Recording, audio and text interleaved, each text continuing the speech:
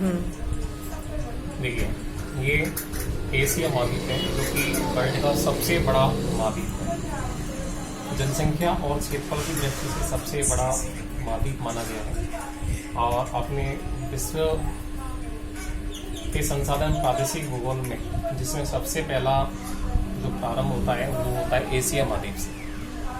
Asia महाद्वीप की संरचना की बात कर रहे हैं। एशिया महाद्वीप की संरचना से पहले अपन इसकी भौगोलिक स्थिति के बारे में जान लेते हैं। एशिया महाद्वीप का जो संपूर्ण महाद्वीप का जो क्षेत्रफल है वह है 4.40 करोड़ किलोमीटर, जो कि विश्व का सबसे बड़ा महाद्वीप माना जाता है।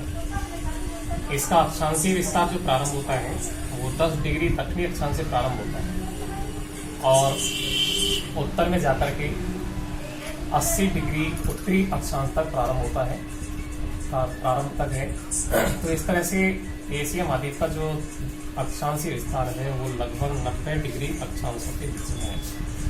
इसका देशांतरीय विस्तार 25 डिग्री पूर्वी देशांतर से प्रारंभ होता है और ये 170 डिग्री पश्चिमी देशांतर तक है। इस तरह से इसका जो देशांतरीय विस्तार है वो 195 डिग्री देशांतर के बीच में है। तो इस तरह से ये क्षेत्रफल के आधार पर काफी बड़ा महाद्वीप है। देशांतरीय विस्तार इसका 195 देशांतर के बीच में है। अगर विश्व के संदर्भ में इसकी स्थिति को देखें तो यानी कि उत्तरी गोलार्ध के अंतर्गत ये स्थित है।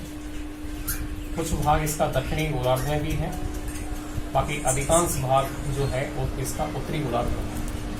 जलवायु की दृष्टि से ये तीनों ही गोलार्धों में, तीनों ही कटिबंधों में है, जिसमें उष्ण कटिबंध, शीतोष्ण कटिबंध और शीत कटिबंध के अंतर्गत आता है।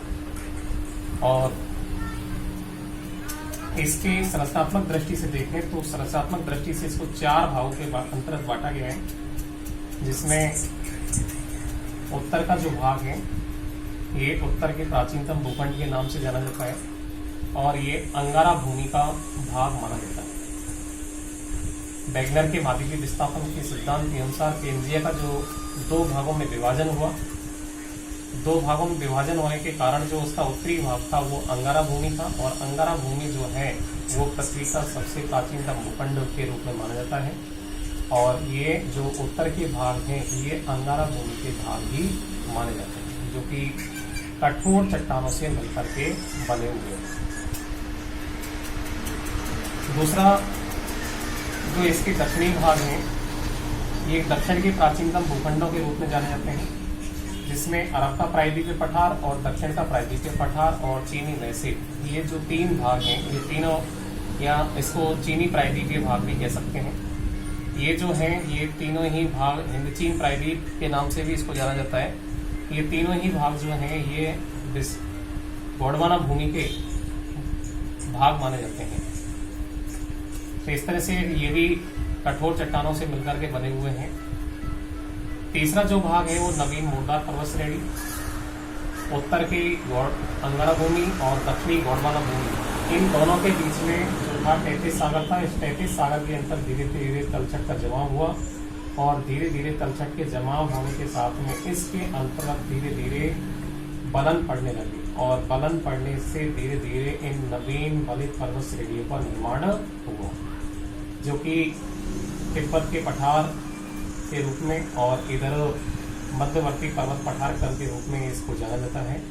इसकी नवीन पर्वत श्रेणियाँ जो हैं हिमालय है, कुंलून है, काराकोरम है, अल्टाई है, नॉनसान है, हिंदू किंग्स है, जैक्रोस पर्वत श्रेणियाँ हैं। तो इस तरह से ये अनातोलिया के पठार तक चली जाती है। अनातोलिया के पठार से लेकर के अराकान, यमा, पीगू आदि तक ये फैली हुई है, जो कि नवीन मोरदार पर्वत श्रेणी के रूप में जानी जाती है। चौथा जो भाग है वो है अवशिष्ट भाग। अवशिष्ट भाग जो यानी कि एशिया के मध्यवर्ती क्षेत्र के अंतर्गत फैले हुए हैं और इन क्षेत्रों के अंतर्गत यानी कि विभिन्न अपर्दनकारी शक्तियों के माध्यम से यहाँ अपर्दन होता रहा है और नदियों के द्वारा भी इन क्षेत्रों के अंतर धीरे धीरे तलछट जमा होती चली गई है, जिससे कि इन अवशिष्ट भागों का निर्माण हुआ।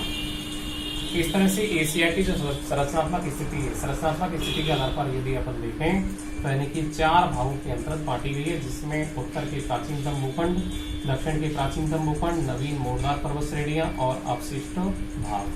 तो इस तरह से एशिया को संरचनात्मक दृष्टि से 4 भागों के अंतर्गत बांटा गया है।